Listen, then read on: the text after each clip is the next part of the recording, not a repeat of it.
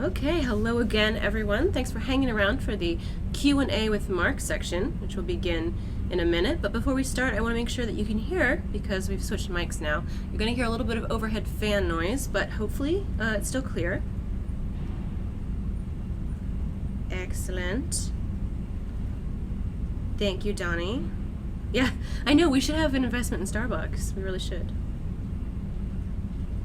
Okay, sounds like everything's good. Good to go. So here's Mark.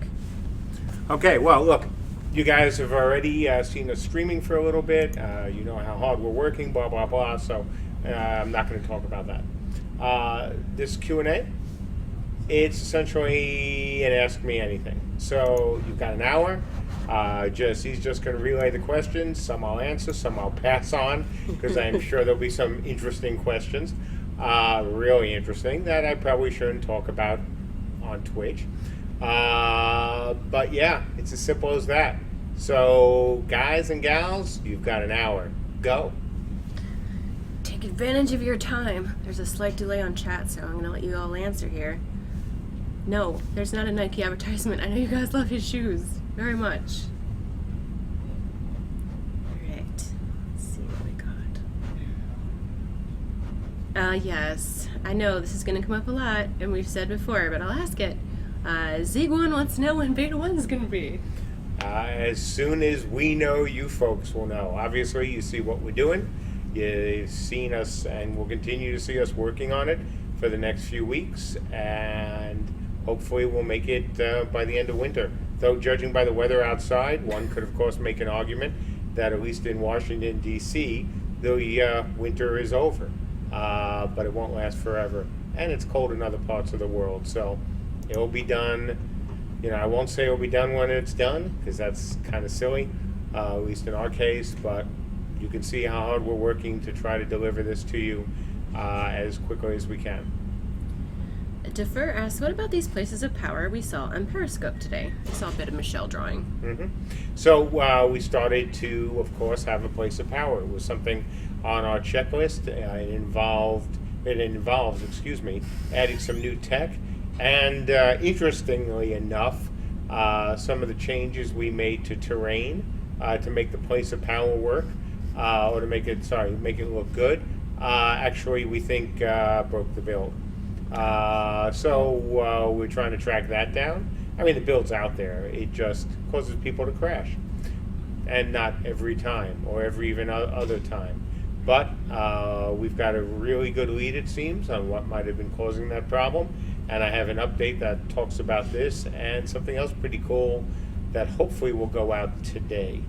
But right now, the place of power is just an example of the sorts of interesting things that you folks will see. And this is, and just so we're very clear, not to get people excited about it, it's just essentially the first step in building a place of power. So it is not final. We put almost very little art into it. It's just to have it out and have it working. And again, in this case, having a giant pit that you could fall into and die, that also caused some clients to kind of die. So there's some irony there. Astalante wants to know, are the casters going to be able to cast while moving? This is something we have talked about, obviously, from the beginning. The more powerful spells, you will not be able to move at all. This is not a game of bunny-hopping mages. On the other hand, if you're prepping a spell, maybe, or you're having very simpler spells, there may be some movement allowed. Same with archery. Same concept. Would apply to archers and healers and mages. But bottom line is, if you're expecting to build a very, very, very powerful spell and also be able to run around at the same time, not a chance. We've been very clear about that from even before the Kickstarter began. Dewolfie wants to know what you're drinking. Iced coffee with 6 Splendors and a bit of half and half. And it has caffeine, unfortunately. I haven't given up my no caffeine pledge of many months ago, but I have cut it incredibly down. And since we're in crunch and it's going to be another long day, I figured caffeine, a good thing. But what I didn't do, what I have been doing in coffee beforehand, which is one of the reasons I gave it up, I would get a coffee that size and put at least 1, if not 2 shots on it, and sometimes 3. So, yeah, no more. No mas. Travi says, I'd like to know how healing targeting is going to work initially. Like, will we be able to use group windows? Will we have to click people, hotkeys? How might this change? We've talked in the past about healer vision, and that's all I can say for now. Obviously, the healer mechanics, like mage mechanics, are going to be different depending on which spell and which mage, and which healer you're going to be playing. So it won't be as simple as just tab target or have a group window where all you're doing is managing a UI. Nor is it going to be all, ooh, I've got to throw the rock at the head, of another Viking in order to heal them. There needs to be a combination. There needs to be slightly different mechanics for different spells and abilities. Oldwick is curious how the search for programmers is going. Slowly, still slowly. We added another recruiter to the list, so we now have 3, essentially 3, working for us. We've interviewed three programmers. We've seen more resumes than that. We're just picky, and we have to be picky. And I know it's kind of odd that here we are trying to get the beta out, and I guess honestly the word would be complaining that we can't find the programmers that we need, yet we're being picky. That's the only way to do it. We have to be picky. We can't afford to bring in any talent, whether it's programmers or artists, design, whatever, that end up not working out well because we actually rush to hire them. Yeah, it's a pain. Yeah, it is something that we are working very hard to change. And hopefully we'll have some good news soon. But, it was hard back at Mythic, very hard back at Mythic before Camelot launched, and even after Dark Age launched and was successful. I can't even begin to tell you how many people said, well, but you guys could be out of business, and then where would I be in Virginia? Yeah, that's a problem. It's something that we're concerned with. So we're doing the best we can, and like I said, 3 recruiters, and we may add a 4th. We are leaving no recruiter unturned as we look for the additional programmers. On RPG asks, will we see animation previews when building skills in future versions? Good question. I would like to say yes. Honestly, I haven't discussed this with anyone, not Ben, and certainly not the team. I think that would be something we certainly should have, but just hasn't been a subject for discussion. Paginos wants to know what our delivery bill is like during the crunch. Too much, not cheap. Look at the size of the team and multiply it by everything from Jimmy John's sandwiches to good Greek food. We're not sending out to 4 stars. Not there's actually any 4 stars right around here, but 3-star restaurants. We're trying to mix Janet's, Lady J's, very strong cooking and even stronger baking skills. Oh yeah, so good. As well as takeout, but we're, it's not cheap, but it's worth it. Again, we promised you folks we were going to do what we needed to do to try to meet this beta schedule, and so we're doing what we need to do, including me drinking caffeine. That's for you guys. At least that's why I tell myself. BBQ 1040. When Bull explains things to you, do you actually understand everything he says or just pretend? Well, I have to pretend a lot with people, I've been doing it my whole career. Pretense is really good. You just kind of shake up your head up and down, and you do this a few times, and, I figure a lot of guys do that with me when I start, rambling on as well. No, I of course, I understand what Bull is saying almost all the time. Darren Kalish, you're pushing your luck today. Please describe ranching in detail. Please describe ranching in detail. Ranching. Branching? Ranching. Oh, ranching? Yeah. Okay, I don't get the reference. I'm sorry. Is it a long day? I think it's been a long day. Do you mean, well, if you mean farming, well, ask the question again. Trevi wants to know how healing... Oh, no, you already asked that. Let's see. DeWolfie, I'm going to skip that question for now and ask you to look at the webpage. There's a whole section under housing, etc. for Cube you can look at. Dark Wyvern 2000. So how in-depth do you expect plot ownership to be? Will we have ranks of privilege, and can we expect to assign areas separately in plots, aka subplots, to make things like cities? Be an awfully big plot if you could make a subplot that was a city. Subplots within plots is not something that we're focusing on. Certainly not for beta. In terms of breaking them down further for guilds, potentially for breaking up plot ownership to the point where one person could essentially farm out pieces of the plot. That is also something we have not discussed. I think it could be useful, certainly, but it's not something that is important to us right now.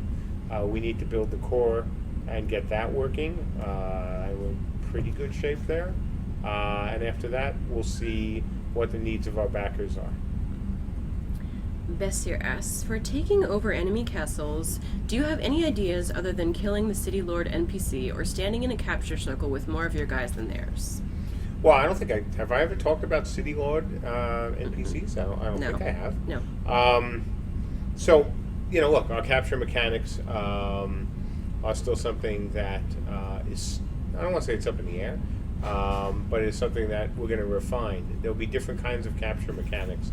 For example, if you have stabilizers, being able to take control of an area via a stabilizer or take over somebody else's stabilizer, that's part of the capture mechanic. It won't be as simple as defeating a keep lord or anything like that, because you really wouldn't want your castle, your town, to be taken over so easily and quickly. Taking over a plot that has been built up, has been reinforced by the crafters, that has been owned for a long time by a player or a guild, is not going to be something that happens easily. It can't. It can't for a number of reasons, including one of the most obvious that you veteran MMO guys will know: keep trading. If it's really easy to not only defeat the forces that protect an area, whether it's NPC or PC, and then equally easy to take over and then own that piece of territory, that certainly makes it easier for people to engage and keep trading. And all the stuff that we've talked about with our progression system that is designed to combat that, that's going to help, but why even put ourselves in the position? So, taking over non-owned land, neutral land, obviously that's going to be fairly easy. Taking over land that belongs to your enemy, that doesn't have all sorts of the equivalent of wards and protections and buildings put in, that's going to be that's going to be more difficult, but not incredibly hard. And then for the things that are really powerful, for things that have been really built up by the players, it needs to be harder to take over. Now, can you loot it? Can you get benefits from knocking down pieces of it, salvaging it, taking temporary control of it? Absolutely. But we don't want a game, and I hope I speak for the majority of our gamers, where you go to sleep and you wake up in the morning and everything you've built up for months and months and months was knocked out by 20 people, even though you built this fabulous castle with great defenses and you did all these wonderful things, and yet you lost everything that you had built in a heartbeat, or what amounts to a heartbeat. And so no, we're not going to do that. Logan Moss, I like your question about MUDs, but ask that closer to the end because I know MJ No, can go just on a lot ask. of No, ask. You want it? Okay. Could you talk about MUDs and what you're bringing over from them? So, in terms of MUDs, obviously, I have a bit of experience with that. Certainly, among the most important things that we're taking is the concept of the ability crafting, a spell crafting system. That is something that I'm taking directly from my Dragon's Gate MUD. Now, I'm not taking the exact system, but the mere concept of putting different components together to build these spells, these abilities, comes directly from my MUD. Other things that we're going to be taking certainly are things that are designed to make the game feel more social. MUDs didn't have fancy graphics, especially back in the 80s, or any graphics, to draw you in, to keep you interested. It was all about the social. It was all about killing creatures, or as well in D-Gate, the ability to kill, and Scepter of Goth, the ability to kill other players. So, we're trying to take a lot from that. We're also taking some of the basic concepts that so many MUDs at the time had, that your character stats mattered, that, racial pluses and minuses, banes and boons mattered as well. I mean, a lot of the older games had more variety in your ability as a player to create your avatars than you have today in some games, except for the most cosmetic. Because you have games where you can really just have awesome character creation in terms of making a character look good, but the differences really between some of these characters or these characters isn't all that great. In our game, yeah, it's going to be all that great. Rhaegar wants to know if players can build their own places of power. Well, they won't be places of power. That is a term we're using for things that we are creating. But can you create something that's important? Yes, absolutely. But I don't want, especially at this point, to confuse the great castle of Rhaegar the Wonderful, no matter how wonderful, with a place of power that we built ourselves. But it's a really good question, and it is something that we would certainly think, I would be willing to think about, but it is not something in the short term that I think we're going to do. Dolphy is asking about government systems with kings and landlords, etc. Will there be such a thing? Well, we have a king. Each realm has a king. In terms of landlords and being able to do different things with your land, that's certainly something that I would love to do in expansion. Plot ownership and what we're doing for this version of the game is really just a stepping stone. And as the game expands, or whether with the extender packs or just over time, there's certainly more that I would like to do. Gravelord wants to know more about the Ulfingjar Rage mechanic, how that works, and will it be similar to Warhammer Chappa Slayer? In all honesty, we have not done anything yet with the Rage mechanic. Since that is not a group that is meant to be in now, then we have not spent any time on it. Down the road, I think I would love for people to look at this and go, this is one of the coolest Rage mechanics, because it can apply not just to melee characters, but to spell slingers, to healers. And so I think we have a lot of room to play with, and I want to take advantage of it. But honestly, we have not even begun to design what that mechanic would be and what shape it would take. But I want it to be really cool and different, because after all, we made them a race and not a class. Force Chaos wants to play in the Friday Night Fights tomorrow, so Beta 1 people can see some new stuff in the game. Is that going to happen? I am working on an update. We have one last problem. That's it. So far, and hopefully it'll be solved by the time we finish this live stream. The only major known issue is that we're still getting crashes, client, not server, and not all the time, unfortunately, when you go near the place of power. We think we have tracked that down, but until the fix goes in and we can confirm that, I can't promise. Now, just so you guys know, one of the things we said just actually a couple minutes ago was that if we can't track it down today, we're going to remove what we think is the offending part of the place of power, and then run the game without it. And if it doesn't actually end up crashing, we'll open for Beta 1 Friday Night Fights this weekend, just minus part of the cool part of the place of power, because that is far less important to me right now than letting our Beta 1 backers into a test so they could see all the stuff that's gone in the last like 6 weeks or 5 weeks. So yes, our plan is to have an FNF, and if nothing weird happens in the next 24 hours, we want to open it up. And even if something does happen that's weird, as long as it's not majorly weird, we may simply open it up for, hey, you guys jump in. We won't have the control game working, but just jump in and check out the inventory system, which we didn't have, or check out the armor, which we didn't have. And I think we just got some of the Viking armor in this morning.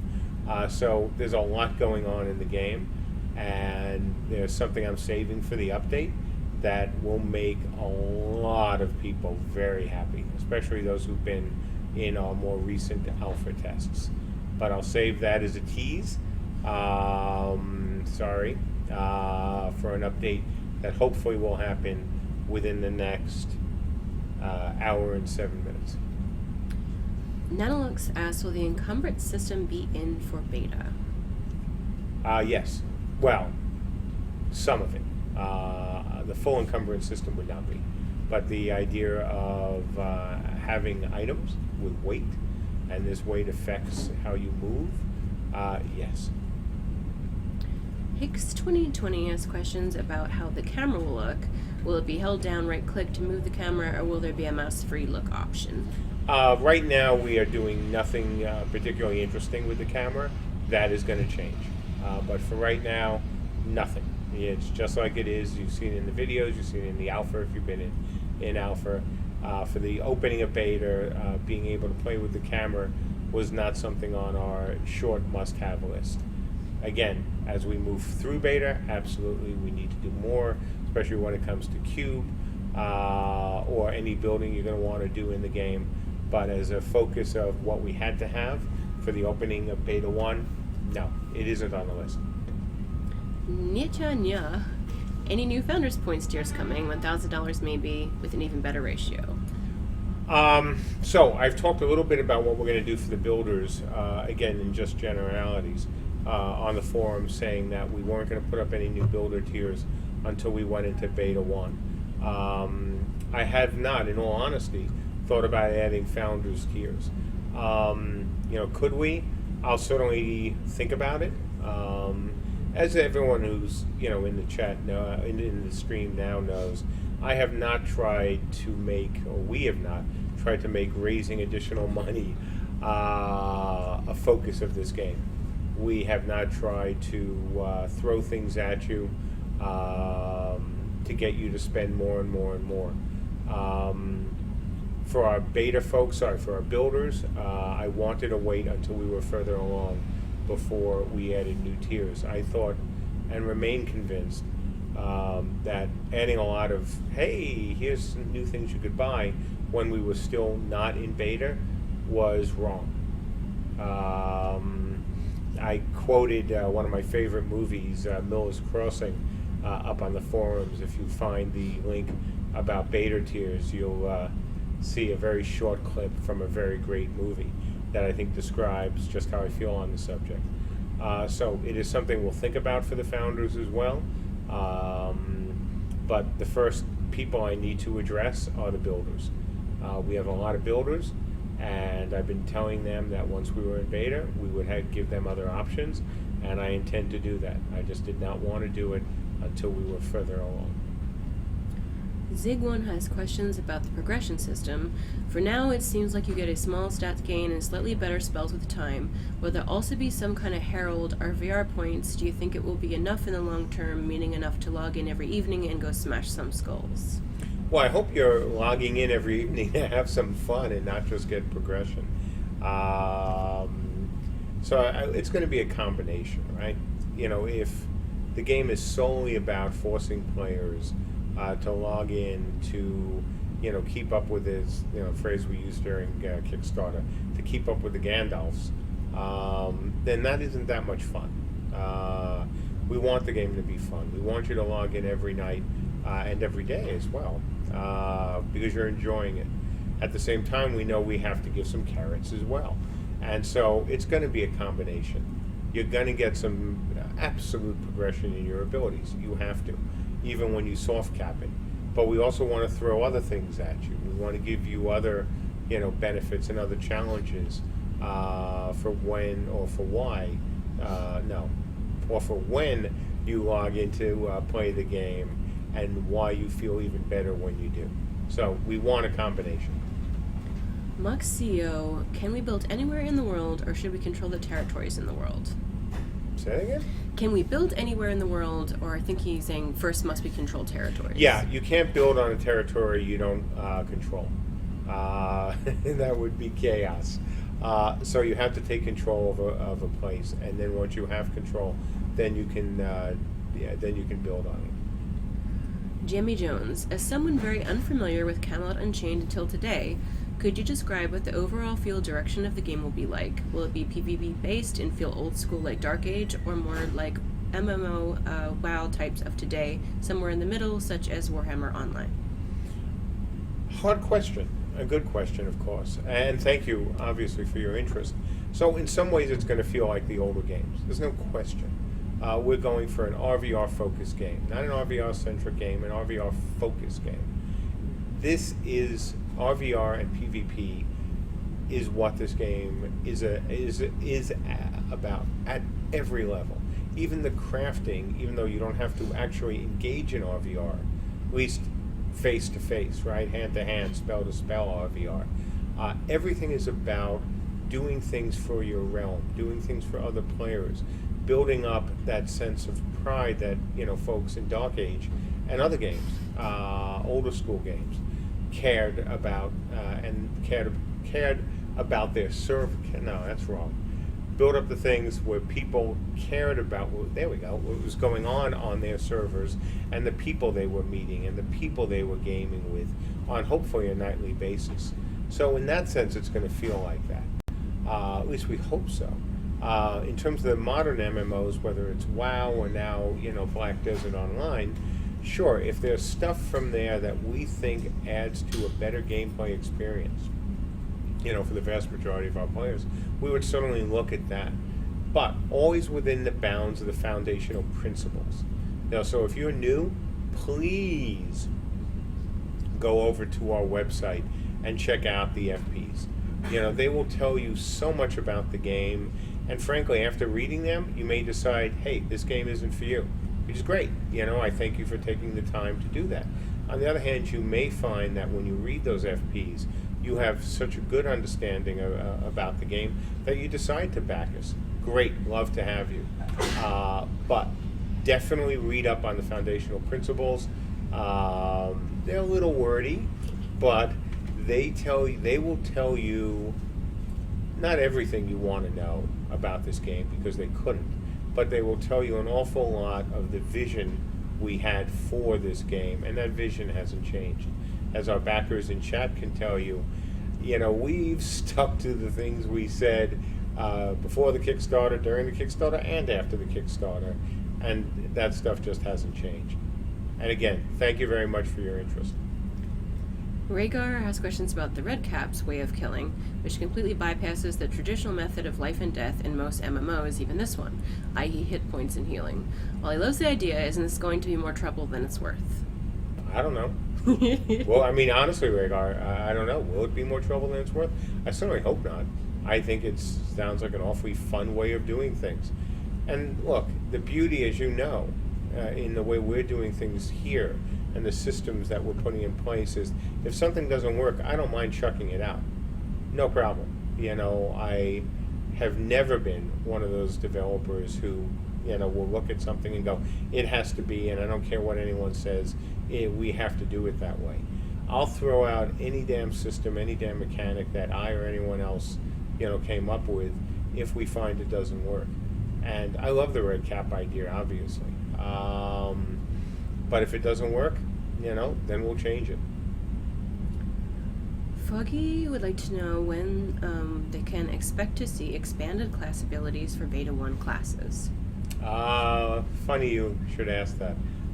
Ben is working towards having a class update for you folks, and he'll have a lot more information about the classes and where we hope to go with them through the beta period.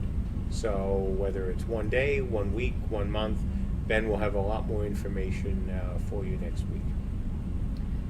JK says, variation on the ranching question. Will we be keeping domesticated NPCs to slaughter for their hides? Well, hopefully you won't be slaughtering other members of your realm. The JK cannibalism skin. and all that, probably not particularly good. Yes, in a perfect world, we'd love for you to be able to have your own farm, essentially. That was the plan when we originally were talking about this. Still is the plan. I don't want to promise that it's always going to remain the plan for for live. But yeah, that was indeed the thought. That you have your own herd of moo-moos that you want to keep, and then when you're tired of their adoring eyes and beautiful brown faces, then leather and meat. But that's up to you.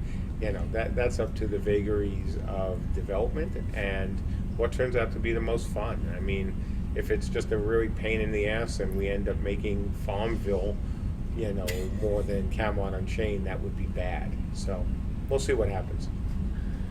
Vesser asks, what's the first archetype after the first 3 that you plan on having for beta? Oh, I'm not going to answer that now. Here's another one that you may not want. Oldvik, out of all the classes revealed so far, which class do you feel drawn to play come launch? Oh, that's a fine question. Well, look, I like a lot of them. I mean, obviously. It would be hard for me to put out class visions or class ideas if I didn't, believe in all of them, and if I wasn't at least interested in playing them just, for a little bit, even though they might not be something I'd want to play all the time. Right now, the Duahan is certainly one of my favorites. I've got others as well that I really love, but, right now there's a soft spot for those boys and girls.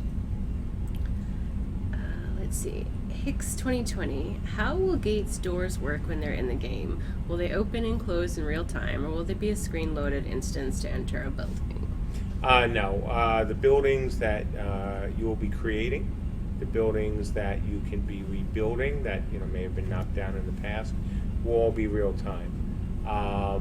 The only instances we have talked about, and this also hasn't changed, is that we reserve the right to have instances or battlegrounds for new players to help get them up to speed, and the depths itself could be running on a separate server,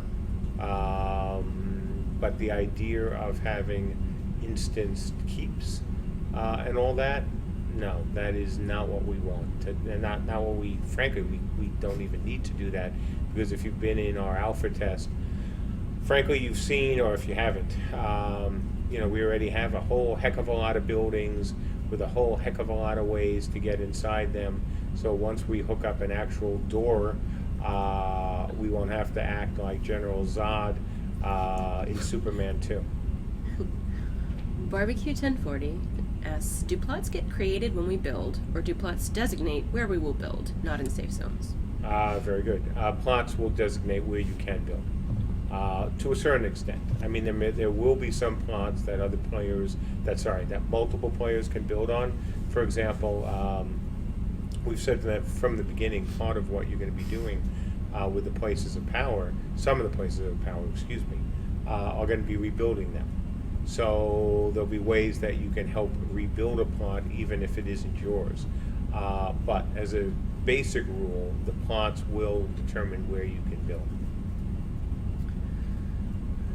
Let's see. Hajamnir. Are Andrew and his guys making sure to build the engine to be able to easily adapt to new DirectX versions? Well, as much. So that's a slightly loaded question. The answer is yes.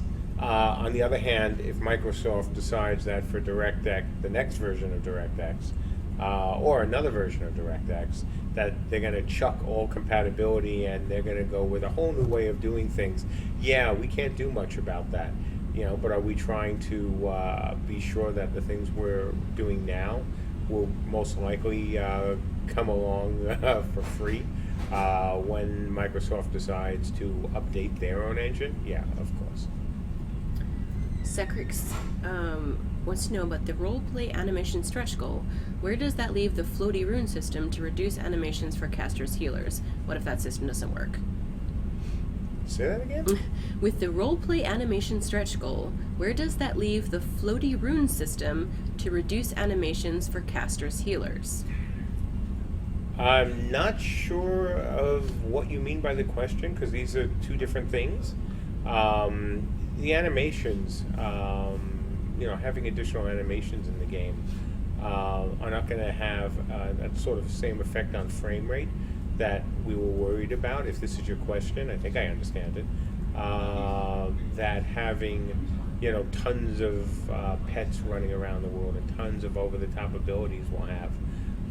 Whether it's an animation that where you're bowing, or an animation that you're casting, or an animation that you're sitting there idle, it's taking up animation time. So I'm not sure. I simply maybe misunderstanding your question. So if that doesn't answer Secrix, please just ask it again. Sethman, has the goblin becoming tail ever crossed your mind enough to have them as potential race? You mean why in the tail of the Pix might I have put a goblin? Yeah.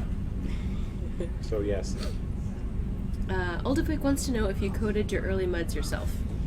If I what? Coded your early muds Oh my yourself. god, yeah, absolutely. The first mud I did was 100% me. That was Aridath, and I coded that in response to a local site that was running the Scepter of Goth, which was either the first mud, or tied for the first mud, or the second mud, depending on whether Richard and Roy's Mud 1 came out publicly before the availability of the Scepter of Goth. And yeah, Aridath, I did every single line of code there using the Unix operating system and a WYSE, W-Y-S-E PC. And that was fun. It was my second program in C. My first program was the game that came out first, called Galaxy. So learning C, learning Unix, and all the interesting memory management stuff we were able to do under the old Unix operating system, all at the same time, was fun and challenging. Many sleepless nights, many waking up at 3:30 in the morning and scaring Janet, going, "I solved the problem," and jumping out of bed and sitting down, scaring also the hell out of our dog at the time, who would just look at me and grumble that I disturbed his sleep. But yeah, the code for Aridath was 100% mine. The second mud, Dragon's Gate, was an update of Aridath, which was then developed for Genie, and a lot of the coding there was still done by me, as well as Darren Hyrup, who later came to work with me at Mythic. And Darren at the time had done another project or two, I forget if it was two, up on Genie, which is where Dragon's Gate was going to debut. And thanks to his help and his experience on Genie, we were able to get D-Gate online. So, yeah. Trash trucks. Topi111, have you guys thought about making certain skills limited and acquirable by guilds, making these certain skills available only to those who are in a guild which has a copy of the skill? No. Animations, possibly, for fun. Somebody suggested that on the forums. But to make any especially important skill available to guilds only would give guilds an advantage beyond which they already have, simply of size. And if we said that, hey, in order to get this useful skill, you have to join a guild, we might as well be saying to the solo players or to those who don't necessarily want to form long-lasting relationships online, that they're at a disadvantage a major disadvantage by not doing so. Now, will guilds have certain advantages? Of course, size, sheer size will give them some of that. But in terms of giving them, special skills within the game, no. Now, again, other things, absolutely. Now, guild housing obviously is going to be different. The guild level ups that you can get as your guild gets more powerful, or not more powerful, that's the wrong word, gets more popular. There'll be things there as well. But not to the point that I want solo players to go, well, we're screwed because this guild or this bigger guild gets an advantage and we can't or I can't because I don't want to join a guild. And since I've generally been a non-guild person, even though I've spent a lot of time in guilds learning about them and trying to understand the dynamics of players within them,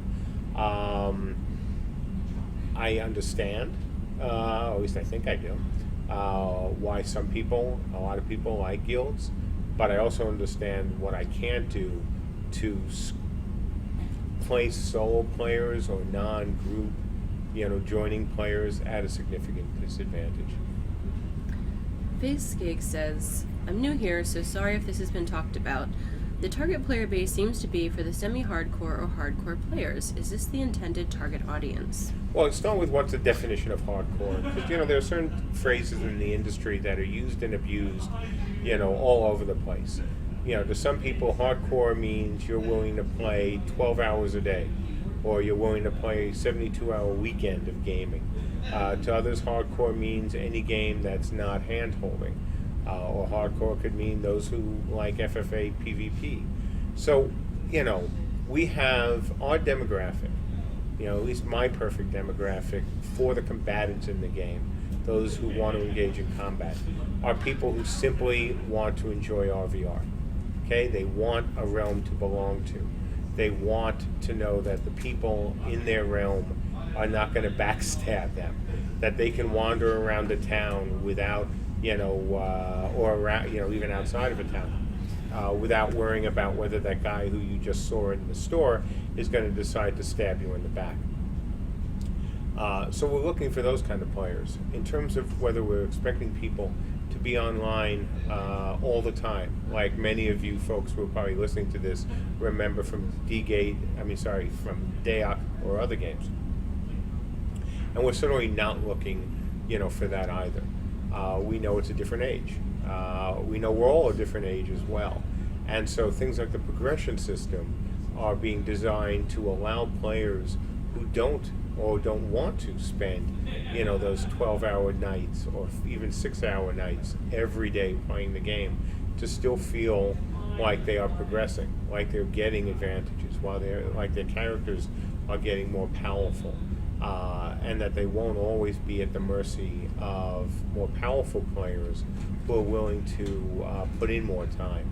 And that's the beauty of our horizontal progression system, that we're designing this right from the beginning to be more friendly to players that don't have as much time, while at the same time maintaining a certain level advantage for those who do, like everything else in life. If you play the game a lot, you're going to have more things. You're going to have more, and better, most likely armor and weapons. But not to the point, like in most games, where if you're only playing a few hours a night, or even only a few hours a week, that you can't go out into RVR and engage in any sort of PvP, because, oh my God, you're just going to get killed. You go out there, oh look, high-level player's been playing for 6 months, think you're dead. That's not been part of our game even before the Kickstarter. That's what the foundational principles talked about. Do we want players who want to play more? Of course we do. And they'll be rewarded for that, but not rewarded in a way that is going to put the ones who can't at a serious disadvantage. Will they be able to have a bigger plot? Absolutely. Because they've done more for their realm. On the other hand, does a bigger plot make you more powerful? No. Will they be able to have better equipment than you? Yeah, most likely. Just like if you played any game with vertical progression, if you only play 2 hours a week and your buddy is playing 20 hours a week, he's going to have a lot higher character than you, a lot better armor, a lot better weapons. The difference here is those differences won't amount to the fact that that player who's played a lot more can one-shot you. That's just not how it's going to go. So it's a matter of looking at what is the problem, one of the problems of modern MMOs, and going, how can we solve it? And I think, and I hope what we're doing is solving it in a way that's going to encourage players who don't have as much time to play an MMO as they might have had 10 years ago to still check us out and go, wow, I can still go into RVR. I can still be competitive. I can still get a few friends of mine, and we'll only play like once or twice a week. And we can still go out and kill other players. We can still, level our characters. We can still get stuff from the realm. That's what we're looking for. That combination of people who want to spend their time, playing and might play more heavily, but still not to the point where those players can breathe on another player and kill them with one breath, no matter where they went out for dinner the night before. I think that answered a number of your questions, you as well, Nalroth. So I'm going to skip to Gravelord. Will you expand the 25-point limit on Banes and Boons, or even remove it to allow more character customization? We'll see what happens. I think the Banes and Boons, obviously it's a long-standing tabletop and some MMO character customization system, and I'd love to do even more with it over time. I think it's great. It's something that I believed in for a long time, and I'm really glad we're going to be able to do a version of it here. Grumman would like to know if crafting will have some amount of randomness built into it, something like a very rare chance to make something extra special. Absolutely. We've said that also before the Kickstarter, in reference to the 1 in 1,000 Winchester rifle immortalized in Jimmy Stewart's movie Winchester 73. And this is actually true. It wasn't just a Hollywood legend. So yes, there is going to be some randomness. And this applies to almost every part of the game. There is some RNG. Now, we're trying to minimize the downside of RNG. We don't want you to create an item, we don't want you to try to create an item and you immediately, you fail and you immediately lose everything. And you have super high level mats and you've spent all this time refining them and then shaping them, and all of a sudden, you got nothing, nada. We're trying to avoid that. But will there be a chance that something special can happen? Absolutely. Same as veil storms, same as anything that's going on in this game. We want that occasional water cooler moment that is random. And some players like that, some players don't. We're going for the do's right now, and we'll see what happens. Hey, Jamie Jones, thanks so much for supporting the game. We look forward to having you in the community. You just decided to support us. Awesome. Thank you very much. What, if I might ask you a question, why now? Was there anything that, you saw recently, or that we said here, or that you sort of seen over the last 2 days? I'm curious. Okay, we'll get down to that. Gabbert asks, how long will the lifetime add-on be available? And Genesee told me that only you know how old Arthur was at the moment of Camelot's destruction. How long will it be available? It certainly will not be available at launch.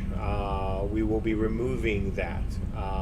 We've said from the beginning that is something that we put in as a way to help reach the funding levels that we wanted. We knew it was important. And so it's going to go away. When is it going to go away? It will certainly go away before the end of Beta 1. At least that's the plan now. Could that change?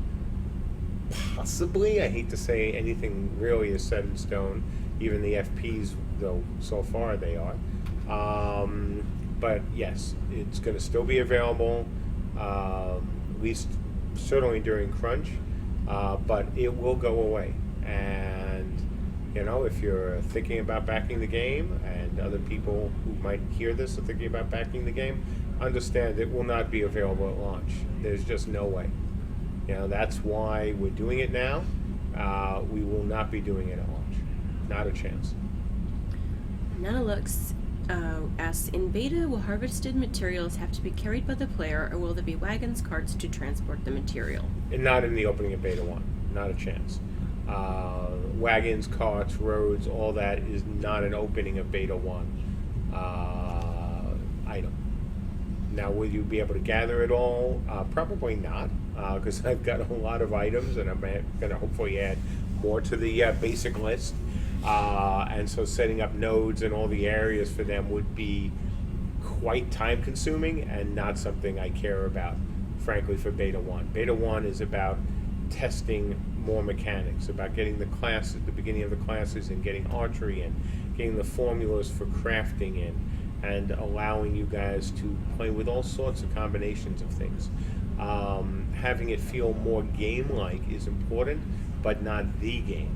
And so, setting up various nodes or the mines even, and we've talked about this, is not a focus for the opening of Beta 1. Hellskip asks, will archers be able to create arrows being on a battleground? So can you create arrows when essentially you're in a fight? If you have the materials for it, sure. Now understand that, like everything else, things take time. And if you're a basic, essentially popcorn crafter, can you put together the components of an arrow? Yes. You have to have them, of course. Will you be able, if you're a crafter, to use your vox while your castle, keep, relic, hold, house, tavern, etc., is being attacked? Absolutely. You run a risk, of course, like everything else. Just as we said, can you take off armor in combat? Absolutely. No reason why you can't. It's going to take you time, though. So do expect that if you're doing these things while combat's going around, you're going to make yourself a nice fat target for other players. Hicks asks, can a heavy fighter be turned into a DPS build and less of a tank build depending on stat allocation, gear, Bane's boots? Great question for Ben. Save that. I'm trying not to steal any of Ben's thunder for his presentation, since we obviously kind of need to have fighters available for the opening of Beta 1. He'll be happy to tell you. So 7 minutes to go. So if you have a question, try to get it in, because I am absolutely signing off at 4:30. We're not going to run long. I've got other things I need to do, so 6 minutes. Dirk Smacker, what are the plans for the in-game soundtrack? To have one? No, we're certainly working with DB, Daniel Beck, right now. We hope to bring in some other talent, too, to add to the loveliness of what I hope will be a great soundtrack for the game. But, I've always believed that this is important, and I hope to do even more, not only now, but in future games. I'll try, Sacrix. My question was about the Floaty Rune system perk of removing the need to make so many ranged caster animations. Will the roleplay stretch goal animation allow this now when freeing up the animation team if the Floaty Rune system doesn't work? Okay, now I see your question. I don't want to say yes to that, because one of the things we're going to have to do is, as we move through these next stages of beta, or the stages of beta, is to see where the time of the animation team can best be spent. Certainly, having this stretch goal to not only to add some animations to the game, but to remove the need for Scott and Sandra to do some of those animations, will free them up to do other things. Committing those resources now, guaranteeing we're going to commit those resources to casters, is not something I'm going to do. Will we use them for other things? Absolutely. That's part of the reason for this goal. But whether it will be casters or whether it will be other things, I'll let you know as soon as I do. All of this is up in the air. I mean, if we end up having to redo animations, to spend more time continuing to refine the current animations that will be in the game, whether it's 3 months now, from now, 6 months, 9 months, we're going to do it, because it's not a question of quantity. It never has been for this game. It's a question of quality. In regard to island ownership, will there be islands that are large enough for more than one stabilizer, where different parts of an island can be owned by different realms? Yes, absolutely. That's part of the fun. Jimmy Jones tells you that your answer to his question about the direction of the game, her question about the direction of the game, mostly combined with a strong desire for a modern RVR game that is most like Dark Age and less like Guild Wars 2. Awesome. Thank you very much. Now, I love Guild Wars 2. I had a lot of fun with that game. One of the things that we said during the Kickstarter was that, and I called Guild Wars 2 out as a reference, is that when you have games like this that are doing some things really, really well as they are, why would I try to make a game just like that? Especially as a small studio, Kickstarter funded. So, yeah, thank you. Kalan94 wants to know if we can get extra info on the Puka. There is actually no extra info from the Puka at this point. The story popped into my head, and out came a Puka. I love the Pukas. I think they could be a lot of fun. Siebert wants to know if Camelot Unchained will have hidden areas and puzzles, not including the depths. Oh, not including the depths? I don't know. Haven't thought about it beyond the depths. The depths is going to be so much, and I don't want to say so awesome, because then I start getting on the hype train. But if we can pull off what I like with the depths, it's going to be a pretty cool place. On RPG wants to have an exclamation point appear above his head so he can go into taverns and let people know he wants to hire for his caravan. I know. Maybe we'll give you a flag animation that you can just go like this. Yeah. Greyforge asks about the guard ability discussed on the forum on friendly players. Will it be expanded to more classes than just heavy fighters? Sorry for the slightly evasive answer here. Time will tell.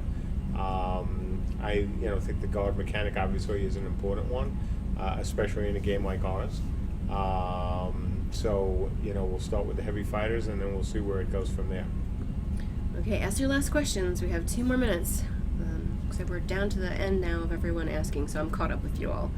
Gabbert, we have not announced the winner of the lure question contest. Max is going to do that at 6:30 p.m. And we're waiting for some more answers in the email. Okay, Fizgay wants to know about realm balance.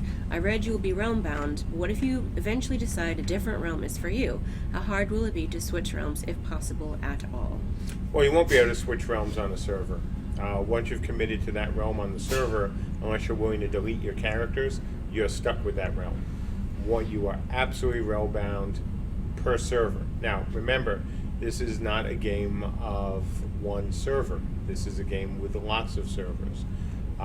So even though you've chosen, the Arthurians, you can always change your mind on another realm, and go to another realm, or you can delete your characters and then play on another realm on that same server. But again, it's really important we're not going with a mega server, massive server, or anything like that. We said this from the Kickstarter, before the Kickstarter onward, realm and server pride are important to us. And one of the ways you build that is by keeping people focused on that one realm while they're playing on that server. Okay, last question, Mr. Potato. How do you temper the expectations of a player base that isn't familiar with crowd-funded games? I talk a lot. Look, tempering the expectations of players, whether it's about crowdfunding or about RVR, PvP, PvE, that's one of the challenges that any game developer faces. It simply doesn't matter. You can really look at any niche of this industry, any niche, and go, how do you temper the expectations of players for that game? And I think what we've been trying to do, and while some may call it sandbagging a little bit, we've tried not getting on the hype train. We've tried very hard not to tell you this is going to be the greatest game ever, and we're going to do this amazing stuff, and we're going to take on WoW, or we're going to be better than Warhammer and Dayak and all these other games out there. we've tried to downplay expectations. We haven't gone into, again, hype mode.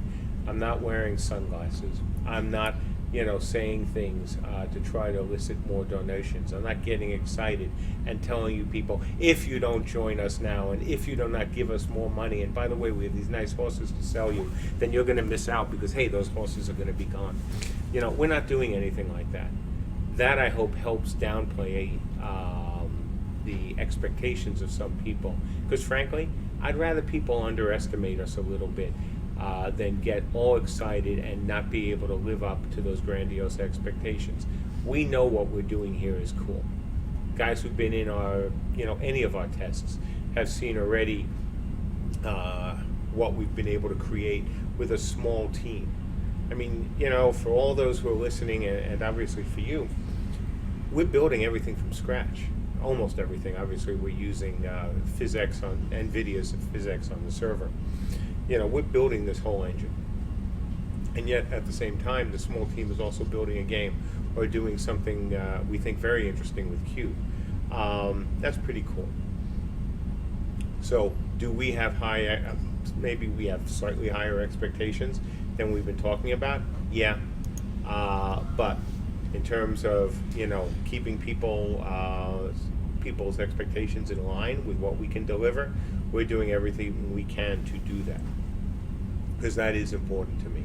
I don't want people thinking that this is going to be, oh my God, the most amazing game ever. It's going to do everything, including, curing cancer. But do we think it's going to be a fun game? Yes. Do we think it's going to be a challenging game for some people? Yes. Do we think that you RVRs are going to have fun, with a game that is dedicated to RVR at every level? Yes, we do. Those are expectations I know we can meet. And I hope when we launch, everyone who's backed our game, everyone who decides to buy our game, will find that we have met those expectations. And if we can do that and keep the game fun and keep it fresh, then I think we would have not only fulfilled everything we said during the Kickstarter, but even gone further. And like I've said before, we've got some other interesting things that we're working on. So we'll see how that goes. And hopefully, if I can get the update out, and I'm waiting for a bit of information before I put it out, you folks will see one of the things and be very happy about what we've been working on over the last 2 weeks that we haven't talked about quite as much. So that's it. As always, especially the new backer or backers, thank you very much for supporting the game. To our current backers, as always, nothing but our thanks for your support. And we still got a while to go, so this live stream will certainly not be the last one I'm going to do.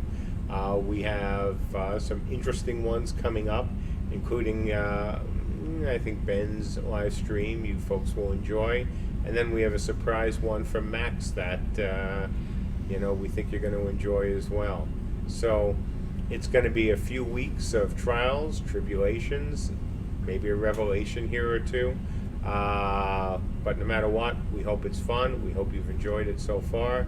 And hey, got through an hour and I avoided almost no question. So I think that's pretty good for a Q&A. As always, unscripted.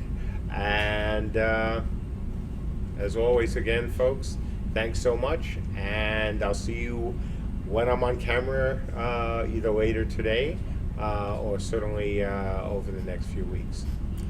Okay, good questions, guys. Thank you to Mark. Lots of hearts and thank yous from you guys to him. Great. You'll see this on YouTube shortly. Cross my fingers, hopefully. And come back at 6:30, which is in 2 hours, to hear Max tell you an evening story about the gargoyles. See you later.